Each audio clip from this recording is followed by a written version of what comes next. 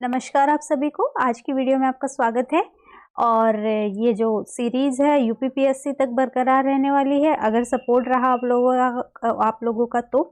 और ये जो भी बच्चे प्रिपेयर कर रहे हैं वो ध्यान से वीडियोस को देखिए, आपके लिए बहुत बेनिफिशियल होने वाली हैं। और अगर पसंद आ रही है तो लाइक कमेंट जरूर कीजिए। चैनल नहीं सब्सक्राइब किया है तो सब्सक्राइब कर सकते हैं फॉर मोर वीडियोस। चलिए स्टार्ट करते हैं फर्स्ट क्वेश्चन से। आज के फर्स्ट क्वेश्चन से, इन what ways could hepatitis A virus be spread if one of the kitchen employee is in the reservoir? Reservoir कौन होता है? रिजर्वोयर होता है जिसके जो अपने अंदर क्या है, वायरस को रखता है। ठीक है, हेपेटाइटिस ए वायरस है, वो रिजर्वोयर है वायरस का, मतलब वो पर्सन हार्बर कर रहा है अपने अंदर, जो है पाल रहा है उस वायरस को।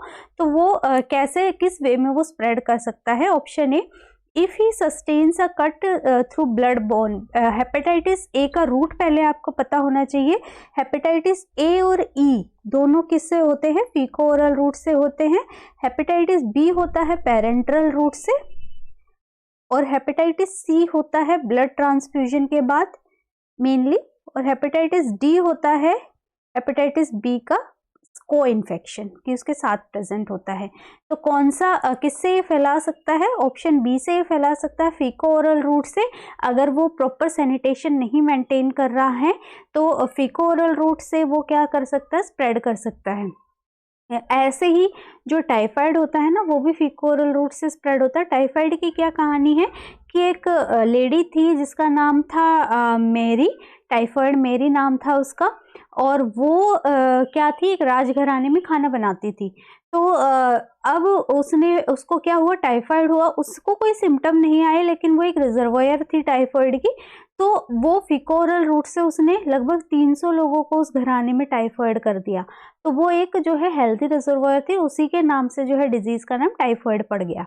तो यहाँ पे बी राइट आंसर रहेगा, फीको ओरल रूट से ये फैलता है। वो अपने हैंड्स से अगर वो सैनिटेशन नहीं मेंटेन कर रहा है, वो फैला सकता है हेपेटाइटिस ए दूसरों को। Next, a clinical sign that a patient is close to death would be. Death का क्लिनिकल साइन क्या होगा? Increasing BP, pulse, respiration. जब पर्सन डेथ के नियर होता है, जब बीपी वगैरह बढ़ता नहीं है, घटता है, बिल्कुल मिनिमम साइड पे आ जाता है, तो ये नहीं होगा। Period of apnoea and irregular respiration, ये होगा कि बीच बीच में सांस रुक रही है, रेस्पिरेशन भी इरेगुलर चल रही है। Pain that is well controlled is not a sign of death. Nausea is not a sign of death. So B right answer रहेगा। Next, the nurse use the nursing process as a method of. Nursing process में क्या होता है? Nursing process में सबसे पहले nurse क्या करती है, किसी भी चीज़ को असेस करती है, उसके बाद डायग्नोसिस करती है, उसके बाद प्लानिंग करती है, उसके बाद इम्प्लीमेंट करती है उस चीज़ को जो प्लान किया है, और इवेल्युएट करती है रिजल्ट को। तो ये नर्सिंग प्रोसेस के पार्ट रहते हैं। यहाँ पे क्या रहेगा? Meeting public expectations of the nurse, this is not the part of nursing process. Communicating with patient and family, communication अलग पार्ट है, नर्सिंग प्रोसेस एक अलग पार्ट है, तो ये नहीं होगा। Planning, organizing and delivering patient care, ये रहेगा। प्लान करना, उसको असेस करना, उसको डायग्नोस करना कि क्या चीज़ इसको दिक्कत कर रही है पेशेंट को, या पेशेंट की नीड क्या है, उसकी प्लानिंग करना, उस प्लानिंग से इम्प्लीमेंट करना, फिर इवेल्युएट करना। ठीक है, तो सी राइट आंसर होगा। Next, the cleft palate usually repaired eight.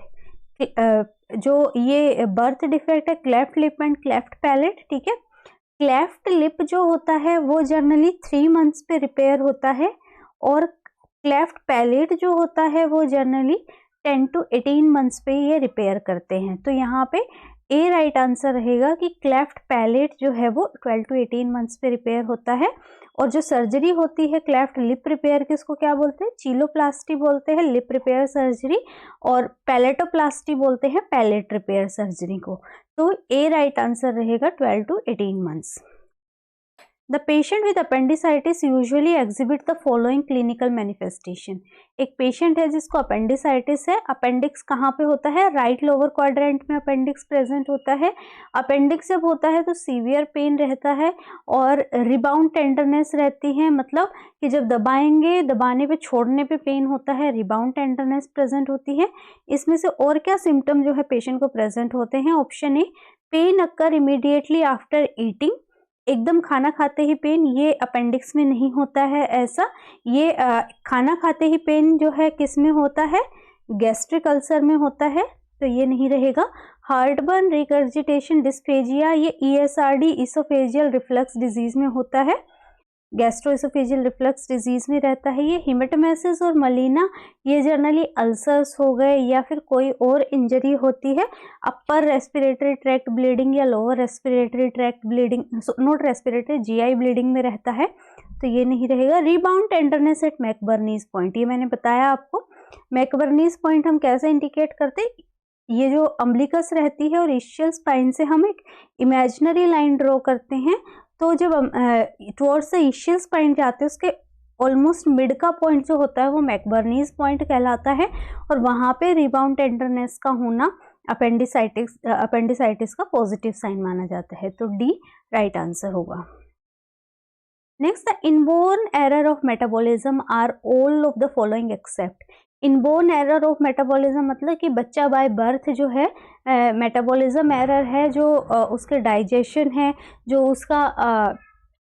उसका न्यूट्रिशन है वो प्रॉपर नहीं हो पा रहा है, मेटाबॉलिज्म उसका बॉडी का प्रॉपर नहीं हो पा रहा है, तो इसमें से वो क्या नहीं है, cystic fibrosis, Turner syndrome, phenyl ketonuria and Tay शैक्स डिजीज। यहाँ सिस्टिक फाइब्रोसिस में भी क्या होता है कि सारी सिक्रीशन जो है थिक हो जाती है, जिसके चलते रेस्पिरेटरी इन्फेक्शन, GI इन्फेक्शन वो बहुत ज़्यादा प्रोमिनेंट होते हैं बच्चों में और मेटाबॉलिज्म पे फ़र्क डालता है, तो ये एक मेटाबॉलिज्म का एरर है। Turner syndrome is not the error of metabolism.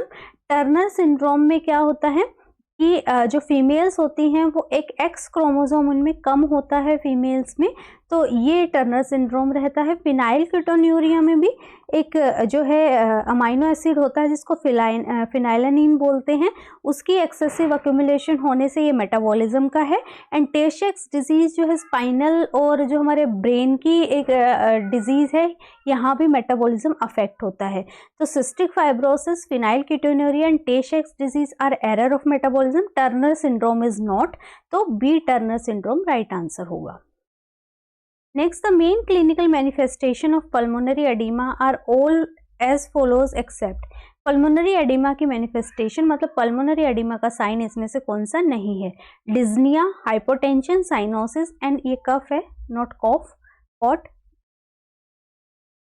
Cough with expectoration. Pulmonary oedema में कफ भी प्रेजेंट होता है, साइनोसिस होता है क्योंकि एडिमा होने की वजह से जो है ऑक्सीजनेटेड ब्लड नहीं पहुंच पा रहा है, जिसकी वजह से साइनोसिस रहेगा। डिज्निया भी होता है, हाइपोटेंशन नहीं रहती है, यहाँ हाइपरटेंशन रिजल्ट कर सकती है, तो ये रॉन्ग इसकी मैनिफेस्टेशन है B। Next, the cerclage is done for the patient. Cervical cerclage करते हैं, ये किन पेशेंट्स में करते हैं, competent abortion, incompetent cervix, threatened abortion, incomplete abortion, ये करते हैं इनकम्पिटेंट सर्विक्स में। ये ऐसे पेशेंट्स में किया जाता है जहाँ पे इस तरीके की हिस्ट्री मिलती है कि 4 महीने का बच्चा था या 5 महीने का बच्चा था, अपने आप अबॉर्शन हो गया, तो इसका मतलब उन पेशेंट्स को जनरली क्या होता है कि सर्वाइकल इनकम्पिटेंसी होती है। नॉर्मली तो क्या होता है, सर्विक्स बंद रहता है, ये at the time of delivery ही क्या होता है, ओपन होने लगता है। लेकिन जिनको सर्विक्स इनकम्पिटेंसी होती है, जैसे जैसे बच्चे का वेट बढ़ता है ना, ये इसको क्या करता है, सर्विक्स को पुश करता है और सर्विक्स ओपन कर जाता है, जिसके चलते अबॉर्शन रिजल्ट करता है। तो इन पेशेंट्स में ये सर्विक्स के है ना साइड में क्या करना पड़ता है, सर्कल करना पड़ता है, उसको बांध के रखना पड़ता है, ताकि जिनमें रिपीटेटिव अबॉर्शन की हिस्ट्री होती है उनमें जनरली ये चीज़ें होती हैं, तो इसको बोलते हैं सर्कलेज करना। और जब ये 37 वीक्स का हो जाता है बच्चा, तब इसको ओपन कर देते हैं, क्योंकि तब डिलीवरी होना क्या होता है, इजी डिलीवरी होना एक नॉर्मल प्रक्रिया हो जाती है, और बच्चे को भी जो है उस टाइम पे बच्चा फुल्ली डेवलप हो जाता है। तो इस प्रोसीजर को मैकडोनाल्ड्स एंड शिरोड्सकर जो है मेथड के नाम से जाना जाता है, जिसमें कि सर्वाइकल सर्कलेज की जाती है, तो B राइट आंसर रहेगा, incompetent cervix. Next is one cardiac cycle completes in. Cardiac cycle में क्या है, एट्रियल डीपोलराइजेशन और वेंट्रिकुलर डीपोलराइजेशन और रीपोलराइजेशन का जो टाइम होता है वो टोटल कार्डियक साइकिल कहलाती है, और एक कार्डियक साइकिल की जो ड्यूरेशन होती है वो 0.8 सेकेंड रहती है C, और इसमें कितने बार हार्ट जो है बीट करता है, वो 72 बीट्स पर मिनट जो है है हार्ट इसमें नॉर्मली अप्रोक्सीमेटली बीट करता है। Next the 3 features of a community. Community किसको कहते हैं? एज पर WHO कम्युनिटी एक ग्रुप होता है लोगों का जो एक पर्टिकुलर बाउंड्री में रहते हैं, मतलब एक पर्टिकुलर लोकेशन में रहते हैं, उनके बीच में कोई सोशल इंटरेक्शन होता है। तो इस पूरी डेफिनेशन, कम्युनिटी की डेफिनेशन यही दी गई है WHO के द्वारा कि कम्युनिटी वही एक पॉपुलेशन जो कि एक पर्टिकुलर बाउंड्री के अंदर रहती है, एक जो है एक पर्टिकुलर बाउंड्री उसको डिफाइन करती है कि ये उस जगह की पॉपुलेशन है और उन दोनों उस पॉपुलेशन के बीच अपने जो है आपसी सोशल इंटरेक्शंस होते हैं। तो यहाँ पे एजेंट होस्ट एनवायरनमेंट ये किसका पार्ट होता है? ये एपिडेमियोलॉजिकल ट्रायड का पार्ट होता है। प्राइमरी, सेकेंडरी, टर्शरी ये प्रिवेंशन का पार्ट है। फिजिकल, मेंटल, सोशल ये जो है हेल्थ के क्या होते हैं? हेल्थ के पर्सपेक्टिव होते हैं। कम्युनिटी के जो फीचर्स होते हैं, एक लोकेशन होती है, पर्टिकुलर बाउंड्री होती है, उसके अंदर रहने वाली पॉपुलेशन होती है और वो एक सोशल सिस्टम, मतलब उनके बीच में कोई सोशल रिलेशंस होते हैं। तो डी राइट आंसर है। Next, the amount of air passing into and out of the lung during each cycle of breathing. जो नॉर्मल अमाउंट ऑफ एयर जो लंग्स के अंदर आती है बाहर जाती है उसको क्या बोलते हैं? टाइडल वॉल्यूम बोलते हैं। जो कि मेल्स में ऑलमोस्ट 500 ml रहता है और हेल्दी फीमेल्स में ऑलमोस्ट 400 ml रहता है। रेजिडुअल वॉल्यूम होता है कि पूरा फोर्सफुल एक्सलेशन के बाद वॉल्यूम लंग्स में कितना बच गया, वो होता है residual volume.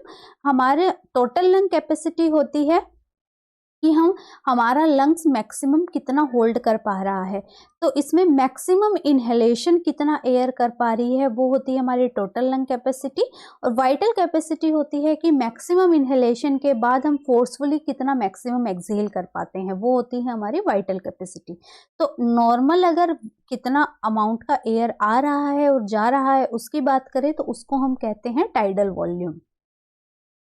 Next, the commonest drug which is administered during an anaphylactic reaction. Anaphylactic reaction, allergic reaction, antibiotic allergy में नहीं देते हैं, एंटी कन्वल्जेंट और डायूरेटिक भी नहीं देते। एपिनेफ्रिन दिया जाता है जिसको हम क्या भी बोलते हैं? एड्रेनलिन भी बोलते हैं। तो ये एलर्जिक रिएक्शन में जो है कॉमनेस्ट ड्रग यूज होता है। Next, the Montauk's test protein purified derivative is significantly positive in erythema measures. ये किस चीज़ के लिए देखते हैं हम?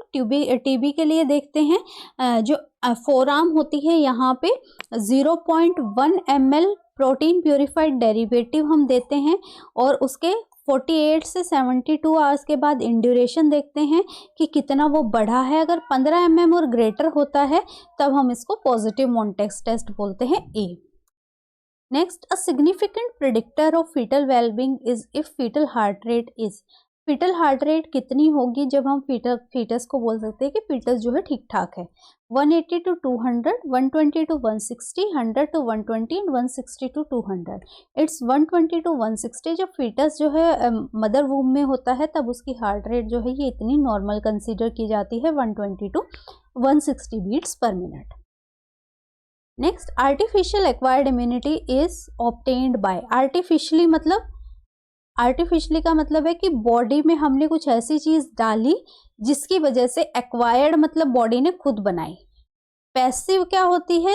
पैसिव होती है पैसिव इम्यूनिटी जब हमने बनी बनाए इम्यूनोग्लोबुलिन जो है बॉडी में डाले हैं। जैसे breast feed is a type of passive immunity क्योंकि ब्रेस्ट फीड में बने बनाए इम्यूनोग्लोबुलिन होते हैं IgA जो बच्चे को ट्रांसफर हो रहे हैं। Exposure to the disease is active immunity. Active immunity क्यों बोलते हैं? क्योंकि जो डिजीज हुई है बॉडी में जो है वो नेचुरल एक्टिव इम्यूनिटी, नेचुरल बोलते हैं इसको क्योंकि जो नेचुरली कोई डिजीज बॉडी में हुई है माइक्रो ऑर्गेनिज्म के अगेंस्ट बॉडी ने जो है एंटीबॉडी बनाई है। रिकवरिंग फ्रॉम अ डिजीज ये नहीं होगा। इम्यूनाइजेशन में होता है। इम्यूनाइजेशन में हम आर्टिफिशियल मीन से डालते हैं है ना। आर्टिफिशियल मीन से या तो हम किल्ड वायरस डालते हैं या फिर लाइव अटेन्यूएटेड, जिसकी डिजीज कॉजिंग पावर को बहुत घटा दिया जाता है। अब जब बॉडी में ये जाएंगे, बॉडी इनको क्या ट्रीट करेगी, as a foreign object treat करेगी और उसके अगेंस्ट क्या बना देती है, एंटीबॉडी बना देती है। इन एंटीबॉडी का क्या पर्पस होता है कि जब रियल बीमारी आएगी ना बॉडी में, तो वो बीमार नहीं कर पाएगी, क्योंकि ऑलरेडी बच्चे के शरीर में उस बीमारी के अगेंस्ट एंटीबॉडी प्रेजेंट है। तो यहाँ डी राइट आंसर होगा कि immunization with antibody response. Next, the Bacillus calmette-guerin vaccine is live attenuated vaccine that protect against which disease? BCG vaccine at birth पे दी जाती है, कितनी दी जाती है, 0.05 ml, और ये इंट्राडर्मल दी जाती है। इंट्राडर्मल के कहाँ पे, ये लेफ्ट फोर आर्म पे दी जाती, लेफ्ट जो है यहाँ पे दी जाती है, लेफ्ट आर्म पे दी जाती है। लेफ्ट आर्म पे देने का मतलब क्या है कि ये एक स्टैंडर्ड के तौर पे कि अगर माँ बाप को नहीं पता है कि बच्चे को वैक्सीन लगी है या नहीं लगी है, और कहीं और लेके जा रहे हैं और पूछ रहे हैं कि बीसीजी का टिक्का लगा है, माँ बाप कह रहे हैं कि हमें नहीं पता, तो सिर्फ उसकी उल्टी बाजू उठा के देख लेना कि लगा है या नहीं, लगा है या नहीं। क्यों, कैसे पता लगेगा? इकलौता ऐसा टीका है जो कि पकता है, ठीक है, जो कि ब्लिस्टर फॉर्म करता है, ठीक है। ये भी क्वेश्चन आता है कि कौन सा टीका जो है ब्लिस्टर बनाता है। यही एक टीका है जो ब्लिस्टर बनाता है और एक निशान छोड़ जाता है अपना, तो उस निशान से पहचाना जा सकता है कि ये टीका दिया गया है या नहीं दिया गया है।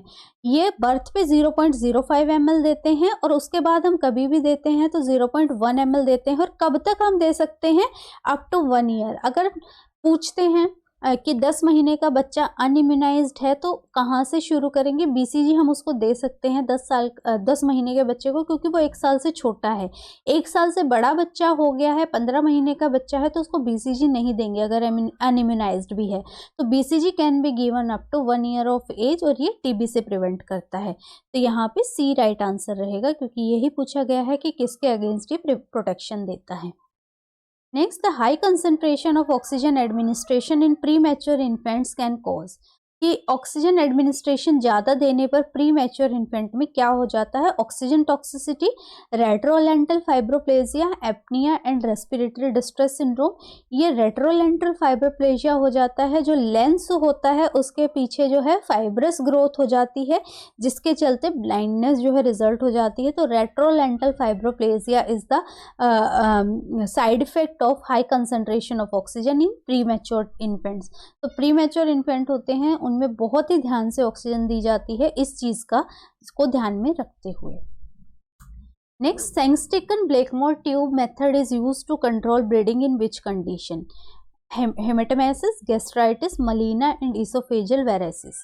ये देखिए, अगर मैं ये बात करूँ तो अगर नॉर्मल एनाटॉमी की बात करें तो ये हमारा इसोफेगस है, ये हमारा स्टमक है।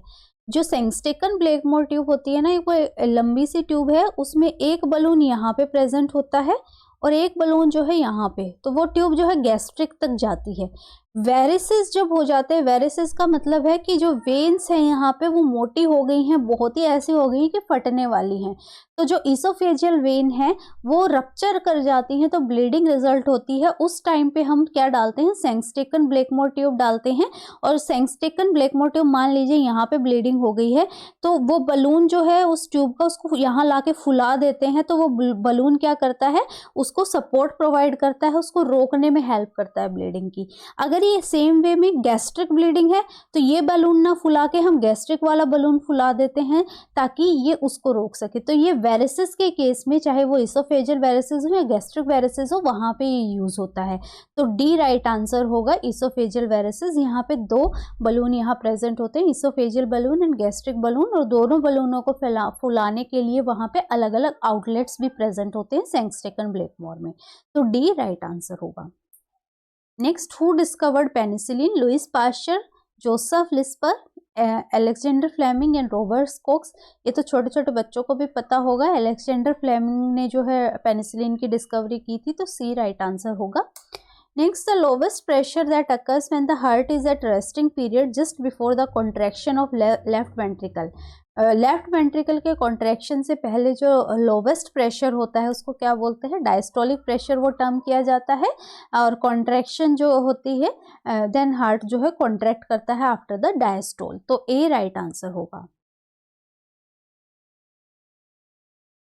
Next, the process of cleaning the blood of accumulated waste product in the patient with renal failure। जहाँ renal failure के patient में जहाँ blood को हम clean करते हैं, waste product कौन कौन से होते हैं waste product, जनरली बन, क्रिएटिनिन, सोडियम, पोटेशियम, ये accumulate हो जाते हैं, इनको remove करते हैं, उसको क्या बोलते हैं हम, हीमोडायलिसिस बोलते हैं, C। Next, hoarseness of voice occurs in which condition. Hoarseness of voice किस में हो जाती है, CA larynx, pulmonary TB, bronchitis and none of the above. Hoarseness जो है लैरेंजियल कैंसर में प्रेजेंट हो जाती है, ए में। ठीक है, जो सबसे पहले साइन आता है लैरेंजियल कैंसर का वो होर्सनेस ऑफ वॉइस ही आता है, तो A is the right answer. Next, the infant experiencing hypercyanotic spells is positioned in। hypercyanotic spells मतलब जो है साइनोसिस हो रहा है, इन स्पेल्स को हम टेट स्पेल्स भी बोलते हैं। ये टॉफ, टेट्रोलॉजी और फैलेट में बहुत ज़्यादा देखने को मिलते हैं, और ऐसे में बच्चे को या तो स्क्वेटिंग पोजीशन देते हैं या फिर दूसरी पोजीशन नी चेस्ट पोजीशन के बेस पे। इससे पेरिफेरल वेस्कुलर रेजिस्टेंस जो है वो डिक्रीज हो जाता है, जिसके चलते जो है साइनोसिस कुछ हद तक रिलीव हो जाता है। इसीलिए ये पोजीशन जो है बच्चों को दी जाती है, नी चेस्ट पोजीशन या स्क्वेटिंग पोजीशन, तो बी राइट आंसर होगा। Next, the classical presentation of congenital hypertrophic pyloric stenosis. क्या होता है, अगर स्टमक का ये वाला भाग जो है, जो कि इंटेस्टाइन की तरफ जा रहा होता है, इस वाले भाग को हम पाइलोरस बोलते हैं। हाइपरट्रोफी का मतलब है यहाँ की मसल्स जो है स्वेल हो गई हैं। जो यहाँ की मसल्स स्वेल हो गई हैं तो जो रास्ता था उन्होंने उसको क्या कर दिया है, नैरो कर दिया है, ऐसे फूल गई हैं तो रास्ता जो है नैरो हो गया है। अब जो खाया पिया आ रहा है, यहाँ तक जो आ रहा है वो आगे न जाने की वजह से बैक फ्लो होगा, बैक जो है जाएगा, और एक समय आएगा कि इतना ज़्यादा प्रेशर यहाँ क्रिएट हो जाएगा कि एकदम से वोमिटिंग जो होगी वो दूर जाके गिरेगी।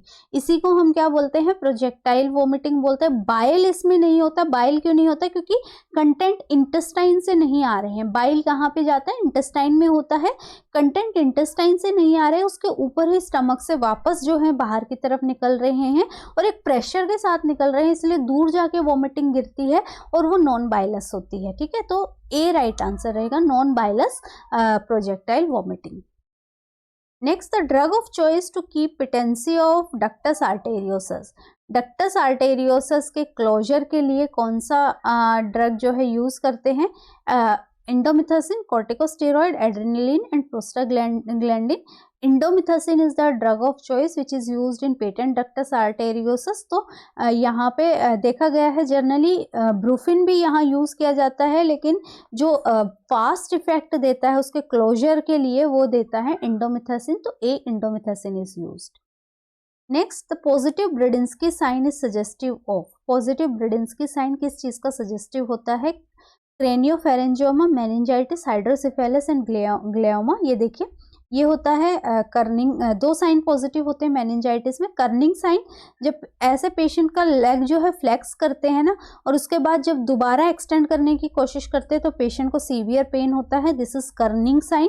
और ब्रेडिंस्की साइन होता है जब गर्दन को उठाते हैं तो ये जो दोनों लेग हैं अगर सीधी होती हैं तो अपने आप फ्लेक्स हो जाती हैं, तो ये जो है ब्रेडिंस्की साइन कहलाता है। तो ब्रेडिंस्की साइन यहाँ किसका सिम्टम होता है, मेनिंजाइटिस का सिम्टम होता है, B. Next, the drug of choice to treat enuresis. Enuresis होता है bed wetting.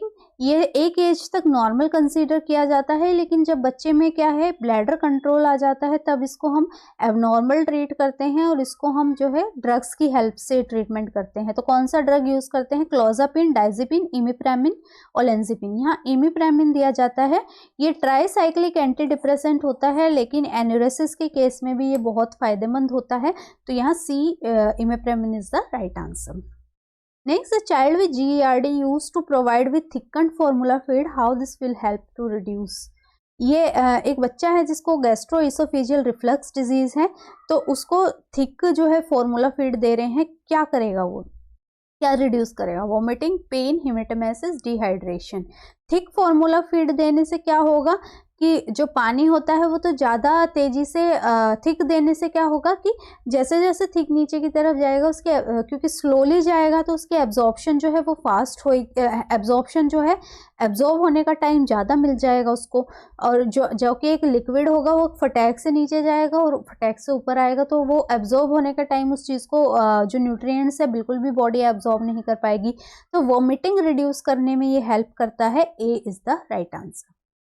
Next the policeman tip hand condition is, ये देखिए इस तरीके का होता है। ये बोलते हैं टिप, जब इसको वेटर्स टिप भी बोलते हैं कि जब कोई पैसे लेता है तो वो आगे हाथ करके नहीं, ऐसे पीछे के हाथ से पीछे हाथ करके लेता है, इसीलिए इसका नाम जो है पुलिसमैन टिप या वेटर्स टिप हैंड कंडीशन गया है। ये किस में प्रेजेंट होता है? Erb's palsy, Klumbach's paralysis, median nerve and perional nerve. This is present in Erb's palsy. और एर्ब्स पाल्सी में जो जनरली C6 से C7 C5 से C6 जो प्लेक्सेस है वहाँ पे इंजरी होती है। और क्लुम्बैक्स पाल्सी में ये C8 से T1 के बीच में इंजरी रहती है। और क्लुम्बैक्स पाल्सी में क्लो हैंड, इस तरीके से पंजा बन जाता है, तो क्लो हैंड जो है वो क्लुम्बैक्स पाल्सी में प्रेजेंट होता है। वेटर्स टिप या फिर policeman tip hand is present in Erb's palsy, इस तरीके से हाथ यहाँ पे हो जाता है। Next, the most common symptom in child with symptomatic cardiac malformation is, अगर कार्डियक मालफॉर्मेशन है बच्चे में तो सबसे कॉमन सिम्टम क्या प्रेजेंट होगा, और जिससे कि जो है पता चल जाता है कि इसमें जो है कार्डियक मालफॉर्मेशन है। Poor feeding, hypothermia, delayed physical growth and clubbing of finger tips. यहाँ डिलेड फिजिकल ग्रोथ, बहुत जल्दी बच्चे थक जाएंगे, खाएंगे नहीं और जो है सांस चढ़ जाएंगी, इस तरीके की फिजिकल ग्रोथ जो है डिलेड जो है यहाँ पे प्रेजेंट होती है। C. Next, following the poisoning with acetaminophen. Acetaminophen क्या है? हमारी पैरासीटामोल है। और पैरासीटामोल का एसिटामिनोफिन का जब पॉइजनिंग होती है तो क्या देते हैं? एन एसिटाइल सिस्टीन जो है इसका एंटीडोट होता है जो कि दिया जाता है। तो कौन सा साइन जो है नर्स एक्सपेक्ट करेगी? Fever, jaundice, right upper quadrant pen and headache. यहाँ राइट अपर क्वाड्रेंट पेन होता है क्योंकि यहाँ पे कौन सा ऑर्गन होता है? लिवर होता है। और एसिटामिनोफिन जो है टॉक्सिक होती है लिवर के लिए, और जब बहुत ज़्यादा पॉइजनिंग है तो वो लिवर को ही अफेक्ट करेगी, उस केस में लिवर में सीवियर पेन होगा। राइट अपर क्वाड्रेंट में ये प्रेजेंट होता है, इसलिए ये पेन यहाँ पे फेल्ट होगा। तो सी राइट आंसर रहेगा। Next, short stature, neck webbing, sexual infantilism and shield-like chest with widely spaced nipples are the sign of Turner syndrome, Klinefelter, Down syndrome and Edwards syndrome। इसको जो है ये Turner syndrome में ये होता है। Turner syndrome में जो है गोनेडल डिसजेनेसिस होता है। गोनेडल डिसजेनेसिस मतलब जो फीमेल गोनेड्स हैं वो प्रॉपरली डेवलप नहीं होते हैं। मैंने बताया था आपको टर्नर सिंड्रोम में एक एक्स जो है कम होता है फीमेल में, और टर्नर सिंड्रोम को बोनी वाई उलरिज सिंड्रोम भी टर्म करते हैं। अनदर नेम बोलीवाई उलरिच सिंड्रोम, ये भी टर्नर सिंड्रोम को बोलते हैं। क्लिनफेल्टर में क्या होता है कि मेल्स में एक एक्स ज़्यादा हो जाता है, ठीक है, XXY सेक्स क्रोमोसोम ज़्यादा हो जाता है। डाउन सिंड्रोम में ट्राइजोमी हो जाती है 21 की, एंड एडवर्ड में ट्राइजोमी हो जाती है 18th क्रोमोसोम की। तो ये जो साइन होते हैं ये टर्नर सिंड्रोम के साइन होते हैं। ए। Next, the safest position of the neonate is on their back or sideline, this is because incidence of dash is very common in this position, very less, sorry। कौन सी ऐसी position infant को देने के लिए बोलते हैं जिससे कि कौन सी चीज को बचाया जा सकता है? Asphyxia, apnea, SIDS, sudden infant death syndrome and aspiration. ये सिट्स होता है सडन इन्फेंट डेथ सिंड्रोम, जहां बच्चे को बोलते हैं, ये जनरली कोज इसका अननोन होता है, लेकिन under 1 year of age sudden death बच्चे में हो जाती है। तो उसको प्रिवेंट करने के लिए पोजीशनिंग की ज़रूरत है कि पोजीशन बच्चे को जब लेटा रहे हैं या तो साइड लाइन लेटाएं या बैक की तरफ लेटाएं, मतलब प्रोन पोजीशन में ऑन देयर बैक, ठीक है, या तो बैक पे लेटाएं या फिर जो है साइड लाइन लेटाएं। तो ये पोजीशन जो है सिट्स यानी सडन इन्फेंट डेथ सिंड्रोम को प्रिवेंट करने में हेल्प करती हैं। C. Next, most common diagnostic test performed in the child who is suspected to be suffering from meningitis. Meningitis के लिए हमें क्या करना होगा, CSF एग्जामिनेशन करना होगा सेरिब्रो स्पाइनल फ्लूइड का, और ये हम किससे कर सकते हैं, लंबर पंचर से कर सकते हैं, जहां लंबर स्पेस में निडल इंसर्ट करके CSF को एस्पिरेट किया जाता है। और जब लंबर पंचर कर लेते हैं तो हम कैसे लिटाते हैं पेशेंट को, सुपाइन लिटाते हैं ताकि जो है हेडेक वगैरह ना हो due to the increased ICP। तो डी राइट आंसर होगा।